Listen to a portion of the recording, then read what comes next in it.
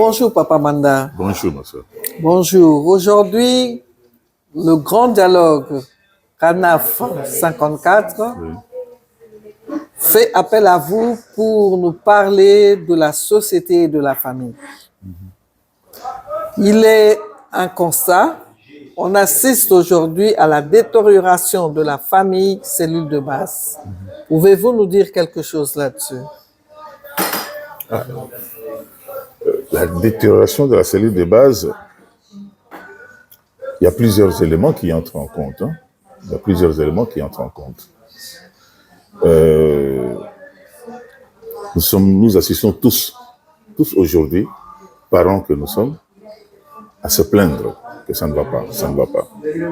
Quand nous sommes dans certaines chaînes où les parents se réunissent pour certains débats, tout le monde se plaint. Se plaint de nos enfants, par exemple. Se plaint de l'éducation de base. Se plaint de l'instruction, même à l'école. Se plaint de fréquentation de nos enfants.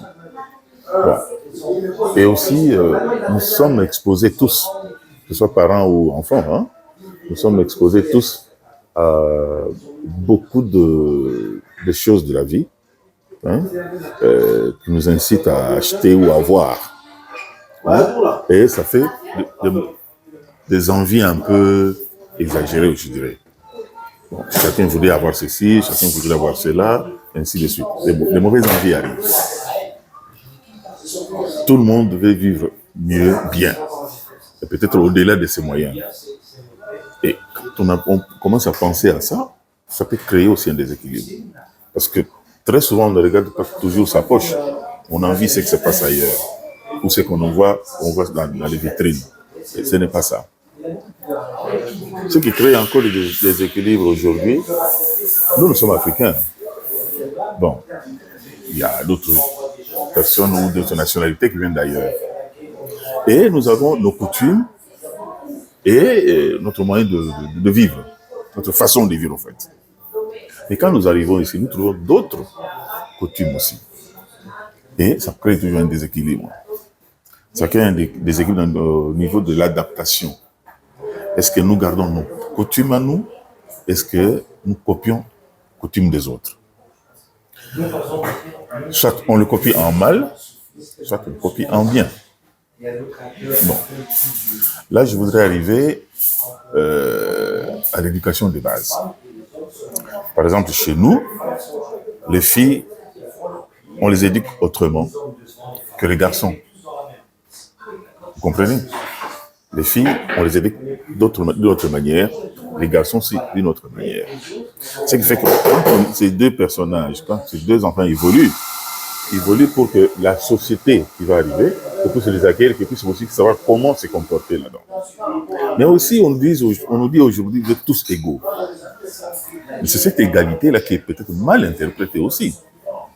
Quelles sont les causes principales? Les causes principales, c'est les valeurs sociétales qui sont différentes ou bien, culturelles qui ne correspondent pas à... Pour nous, Africains, en tout cas, ce sont des valeurs sociétales ou des valeurs culturelles qui sont différentes. Et regardez vous-même autour de vous, nos enfants qui viennent d'Afrique, comment ils se comportent ici après un certain nombre de temps qui passe. Et les parents se plaignent. Parce que je regarde, par exemple, à la télévision, un enfant qui crie sur son père, qui crie sur sa mère. Chez nous, ça ne se fait pas. Un enfant ne peut jamais crier sur son père ni sur sa mère. Mais ici, on essaie de l'accepter. C'est pas ça. Dans la société ici, donner un fessé, c'est devenu presque un crime. Pourtant, c'était une façon à nous aussi d'éduquer, mais pas méchamment. Voilà, c'est une façon d'éveiller l'attention peut-être de l'enfant. Il puisse bien se comporter. Tout ça, ça joue. Chez nous, par exemple, je prends un exemple aussi. Chez nous, on ne peut pas accepter un jeune homme qui n'est pas marié à notre fille de venir coucher à la maison, les parents. Et ici, nous voyons des jeunes gens, 18, 19 ans, qui peuvent venir coucher à la maison des parents pendant que les deux ne sont pas encore mariés ou fiancés. Dans nos coutumes, ça n'existe pas. Dans nos civilisations africaines, ça n'existe pas. Tout ça, ça crée des tensions, en fait. Et j'ai donné un autre exemple tout à l'heure. Une famille qui était unie, qui n'avait pas de téléphone, rien, avait juste un poste de télévision, qui mangeait ensemble, en priant d'abord. Hein, avant de manger, ils priaient ensemble. Et voilà, on montre l'image qu'après un certain temps, l'arrivée de téléphone, ici, que nous utilisons tous, cette famille-là ne priait plus ensemble, ne mangeait plus ensemble. Et quand bien même vous pouvez rester au salon, tout le monde était accroché à son téléphone. Et voilà. Donc, le dialogue ne passe plus. Donc, Le dialogue ne passe plus. vous voulez dire que c'est vraiment typique à une société particulière, c'est-à-dire le problème d'intégration de nos cultures face à la culture, par exemple, européenne, ou bien le choc Il y a aussi un problème de choc culturel. Hein? de choc Il y a culturel. le choc culturel. Ça, il faut Ouais. le souligner. De la manière dont je vous ai présenté le petit tableau tout à l'heure, moi, je quitte chez moi, je suis habitué à manger à table à la main, mon foufou à la main. J'arrive ici de manger à fourchette et à table. Je suis habitué chez moi que ma femme peut-être me serve.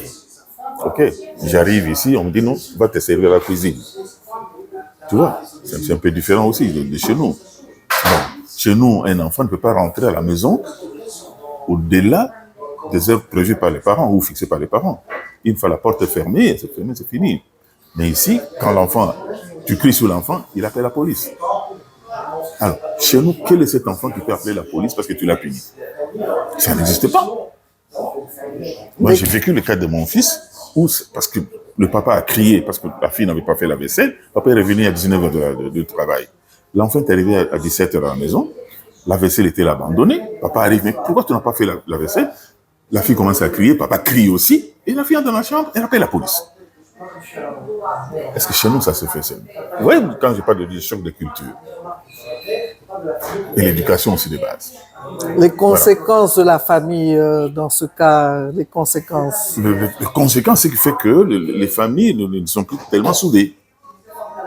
Les familles ne sont pas soudées. Vous entendrez dans le langage de tous les enfants ici, des jeunes gens, moi à 18 ans, je pars. Quand j'aurai mes 18 ans, je partirai. Quand j'aurai mes 18 ans, je pars. D'accord, tu vas faire quoi à 18 ans? Comme si les 18 ans, c'était la date fatidique où, une fois lâché dans la société, il faudrait tout faire. Mais non, tout n'est pas rose dans la société. Tout n'est pas rose dans la société. Moi, je peux vous donner encore un exemple où un parent, une maman, sa fille commençait à refuser de faire ceci, pour nettoyer la maison, ranger sa chambre, faire la vaisselle, faire la cuisine. La fille refusait, j'irai faire ça chez moi. Quand j'aurai mes 18 ans, j'irai faire ça chez moi. Mais la fille manquait quelque chose de base. Moi, la maman était là, elle attendait. Le jour de 18 ans, la fille revient de l'école, la maman était à la maison, elle avait déjà préparé tous ses bagages. La fille rentre à la maison, bonjour, bonjour, bonjour. Elle appelle sa fille, la maman appelle sa fille, chérie, tu as tes 18 ans aujourd'hui, tes bagages sont là, la porte est ouverte, tu peux partir. La fille a commencé à pleurer. Ce n'est pas ça ce que je voulais dire, ce n'est pas ça que je n'ai encore rien, je ne suis pas encore du travail, je suis encore des études. Mais tu me cassais les oreilles ici, qu'à 18 ans je partirai. Mais aujourd'hui, c'est ton jour, c'est toujours de ton anniversaire, tu as 18 ans aujourd'hui. Tes bagages sont là et la porte est là part. Alors, vous voyez ce qu'on inculque, la mentalité de nos enfants, ce n'est pas toujours dans la réalité dans ce que nous vivons. Ce n'est pas toujours dans la réalité. Oui, alors que préconisez-vous pour éradiquer ce phénomène? Dans chaque famille, en fait, il faut qu'il y ait l'autorité des parents. L'autorité des parents joue beaucoup. Et la spiritualité doit aussi jouer. Bon, nous autres, nous sommes chrétiens. Moi, par exemple, je suis de la famille chrétienne. Prier ensemble, parler ensemble avec les enfants. S'il y a un film à regarder, on regarde ensemble. Pas question d'avoir une télévision en chambre de chaque enfant. Chaque enfant a sa chambre et télévision dans chaque chambre. Non, non. On doit arriver à partager, en fait. Partager de tout ce qu'on a dans notre environnement. Vous voyez? Et mettre la discipline et la limite à chaque chose. Il faut toujours qu'il y ait un chef. Dans toute société, il faut un chef. Dans toute entreprise, il y a un chef. Les chefs décident ceci, tout le monde s'applique. Mais s'il y a un désordre dans la maison, même au niveau des enfants, ça se ressent. Et ces enfants-là deviennent qui? Des délinquants après. N'est-ce pas un manque de dialogue ou bien les parents se dédouanent un peu aussi de leurs responsabilités? Oui, à un moment donné, les parents se dédouanent un peu de leurs responsabilités, tout comme on peut leur donner raison, comme tort, aussi tort. Pourquoi? Parce que le travail que nous faisons, nous voyons des parents qui partent au travail du matin et qui reviennent le soir. Et l'enfant finit son école à 15 heures, par exemple, ou 16 heures. Mais maman arrive à la maison à 19 heures. Pendant les 3 heures, là, l'enfant est seul à la maison. Il y a aussi des papas qui partent au travail le matin à 8 heures ou 9 heures, qui reviennent à la maison à 21 heures. Il est fatigué. Donc il n'a pas vraiment de temps de causer avec les enfants. Ou parfois même avec son épouse. Parce que bon, il arrive, il prend son bain, il mange, il est fatigué, il va dormir. Il va faire comme ça pendant 5 jours. Donc, il se retrouve que le samedi ou dimanche, avec très peu de temps pour parler avec les enfants, ou parler avec sa femme. Donc, il y a un problème de société de travail.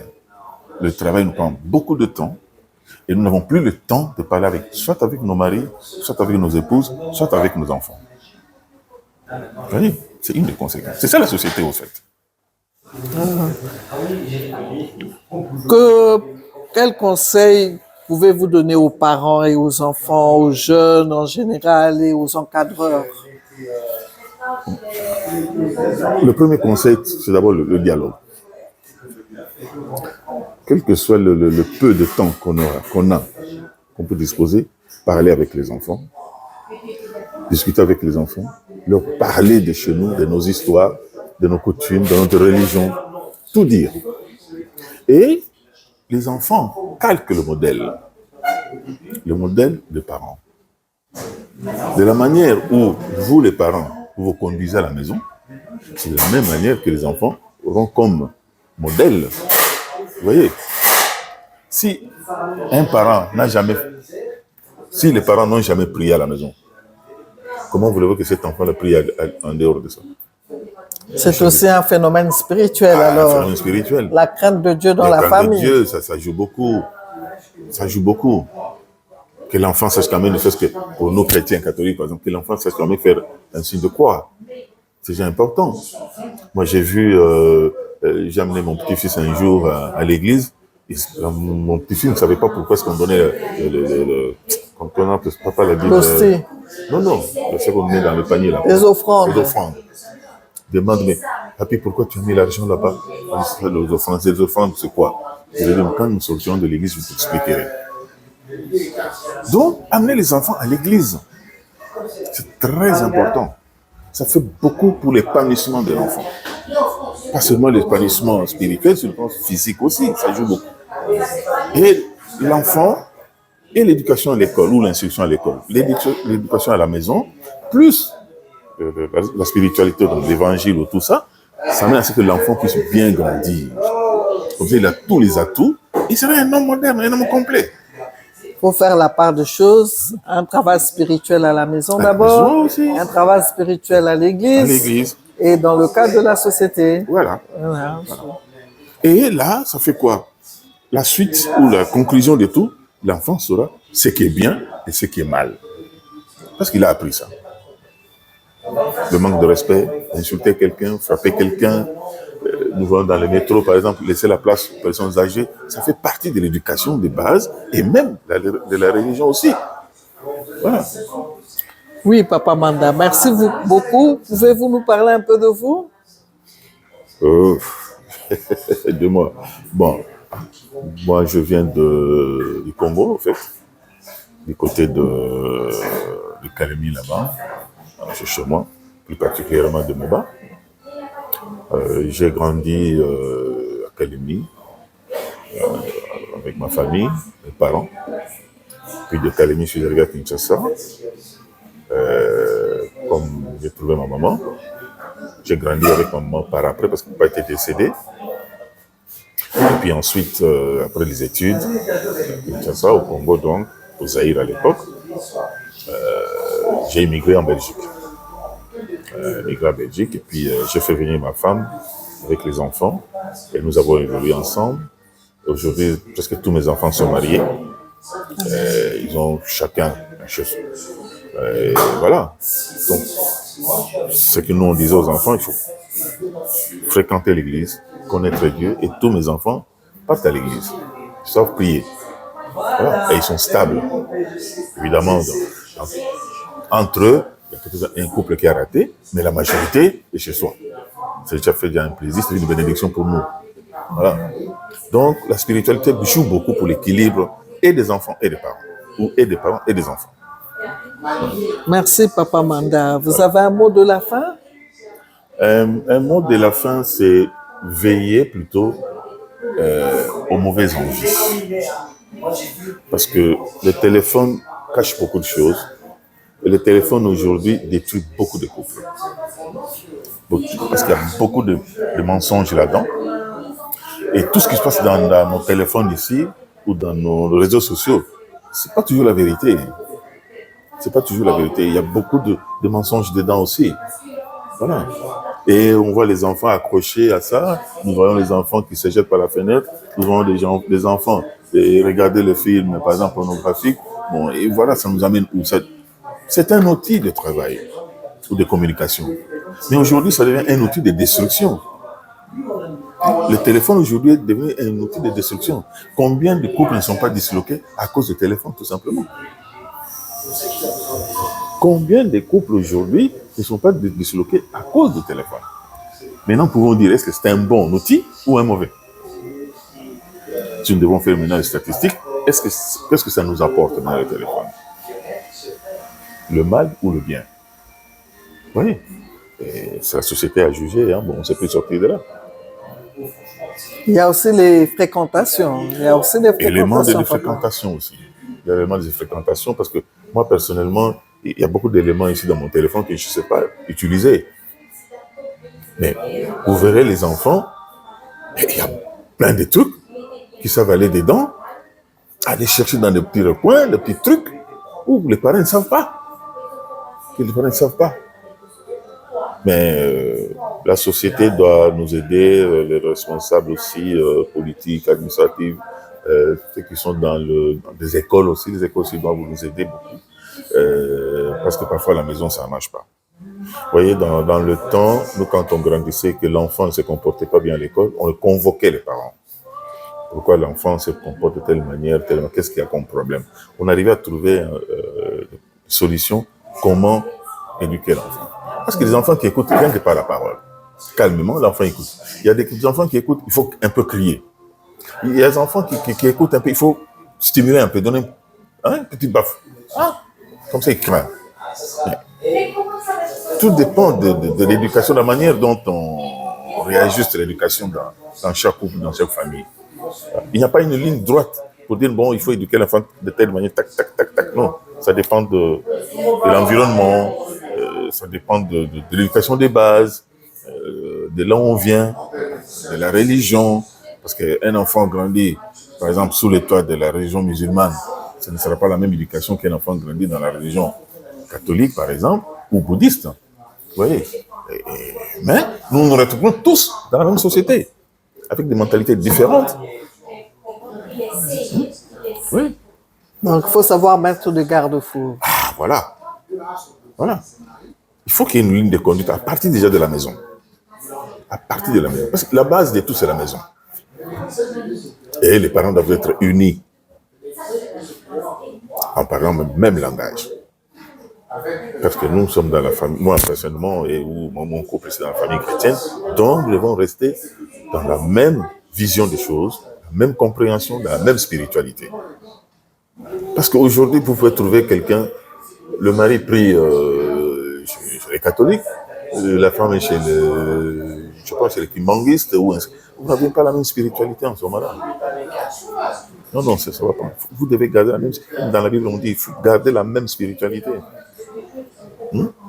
L'autre chez témoin de Jéhovah, l'autre chez, je sais pas moi, chez les musulmans, ou l'église de réveil, mais vous vous retrouvez à la maison, l'autre prie, et l'autre dit, moi seulement je garde ceci.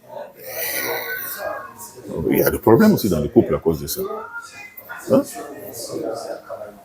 Merci beaucoup, Papa Voilà. Manda. Et moi, je fais toujours la différence entre un père et un papa. Le père, c'est le géniteur. Et le papa, ça devient générique pour tout sexe masculin et papa. Je peux l'appeler papa. Mais le père, c'est celui qui t'a mis au monde. C'est ma mère, c'est maman. Toutes les dames, à un certain âge, on peut les appeler maman. Mais ma mère, c'est elle qui m'a mis au monde. Nous parlons de Dieu le Père. Il est le seul Père. Dieu est-il papa? Non, il est Père. C'est lui qui nous a créés. Et il restera toujours Père. Dieu le Père. Toutes les Écritures, c'est Dieu le Père. Alors un papa, même dans la maison, il reste toujours papa. Père reste toujours Père. Nous essayons de simplifier avec mon papa.